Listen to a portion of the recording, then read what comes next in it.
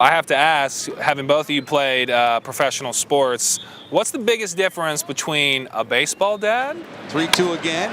Hit deep to left center. Frio back. Will he have room? At the warning track, at the wall. And a football dad. I want to hear from both of you. I'm just an athletic dad. I never looked at myself as a baseball player.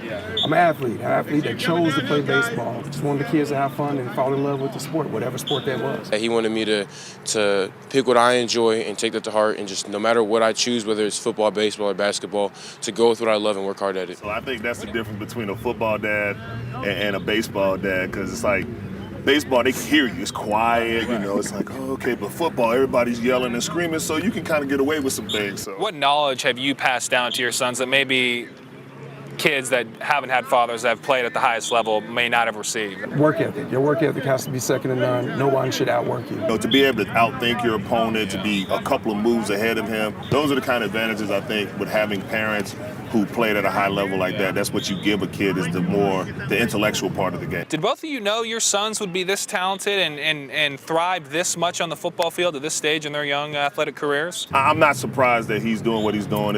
He's pretty much doing what he was supposed to do. We knew early on, with that whole little group, that whole crew, that they were all growing up together, that they were special. And so I want to know, how are you as fans in the stands? When he gets those sacks, there's that part of me as a father that's like, yeah, man, that's what I'm talking about. Get him. I'm pretty quiet. I'm pretty reserved for the most part. Oh, yeah, here you go.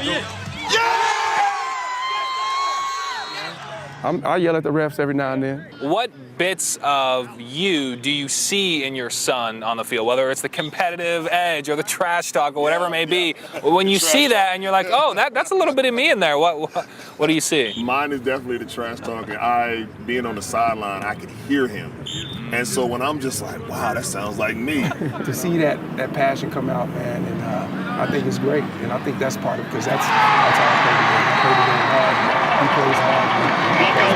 See your sons on the field here. Were you guys better at this age, or were they better at this age? I'm old school. I can't answer that. The game has changed. It's a different game now. You let Deuce tell it. He's the best. Me by a mile. It's not even close. Until I have to pull out, hey, look, I made it Power 5 too. Then I have to pull out the Super Bowl ring. Like, you see this right here? How fun is it for you as dads, not former pro athletes, just as a dad, to be a part of this? It's just like any other father, being able to watch your kid on the field, have success, and be like, wow, he's better than I am. This is a special group, and I just love watching all of them and how they all interact and how they get along with each other and how they push and motivate each other each and every game.